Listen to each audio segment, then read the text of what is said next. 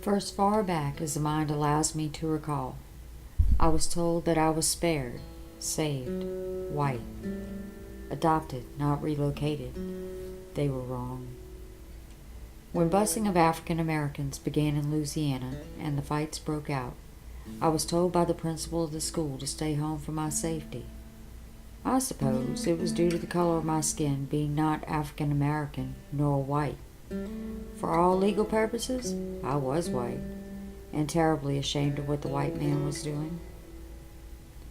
It has been a lifelong journey to find my truth. I had been running in circles around the home of my people. The light, the smells, the sounds there called to me like a drum beating in the distance, and I listened. At the age of 29, after the birth of my fourth child, the drum began to beat with more intensity within me, and I knew I had to find my mama. At the age of 32, after the birth of my fifth child, with a simple phone call, I found mama. She had been waiting on me, a child of relocation by way of adoption herself.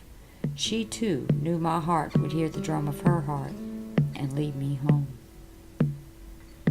Reunion began, but the circular path continued. I met Mama, aunts, uncles, cousins, sisters, and my maternal great-grandparents. I learned the names of my people, the name of my maternal grandfather, and the secret of how Mama came to be. The drum continued.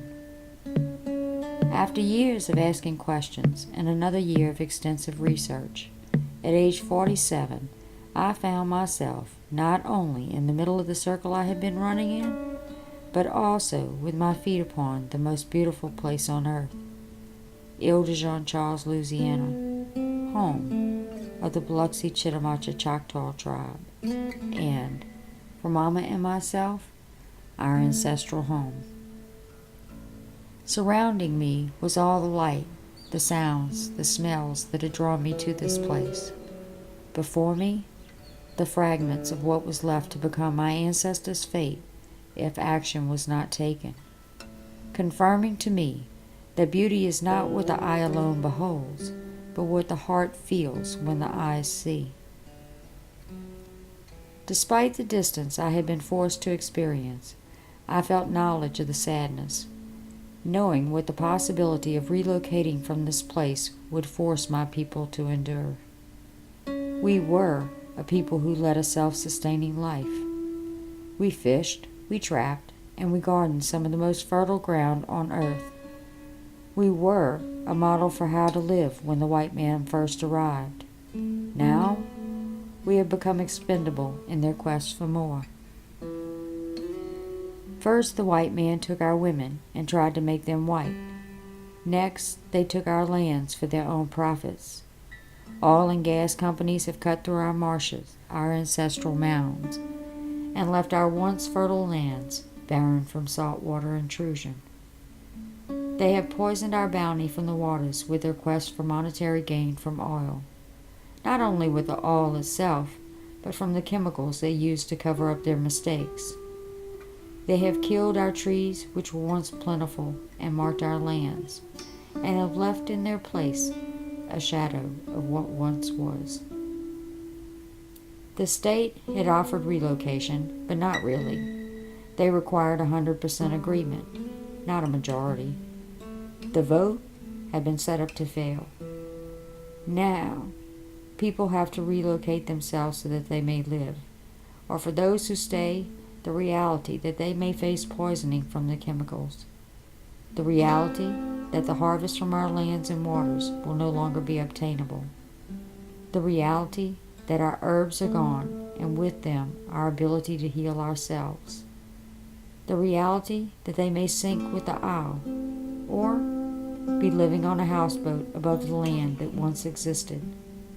The reality that modern man is slowly killing Mother Earth. To the state, our ancestral home is not worth saving. We are a disposable people.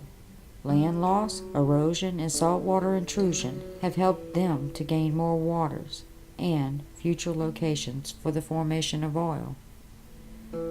They do not see this place as we see this place, a place like no other, a place where the air is fresh with a hint of salt, a place where the colors are pure and vivid, a place where eagles soar and the beauty of nature surrounds you, a place where the winds blow as the spirit of the Creator brushes your ear, a place where light reflects off the land and waters with the radiance and sparkle like that of a billion tiny Christmas lights, a place where sunrises, sunsets, and the beauty of the moon reflect back upon you, reflecting the beauty as the Creator meant us to see it.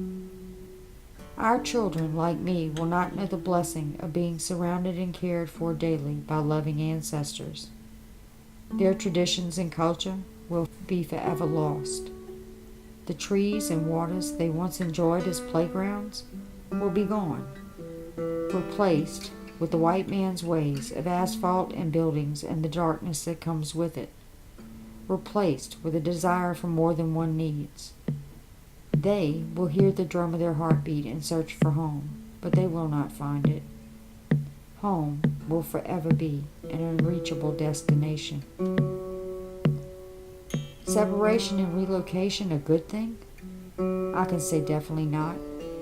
One can be separated from their people and their lands, but the heart always knows and calls one home.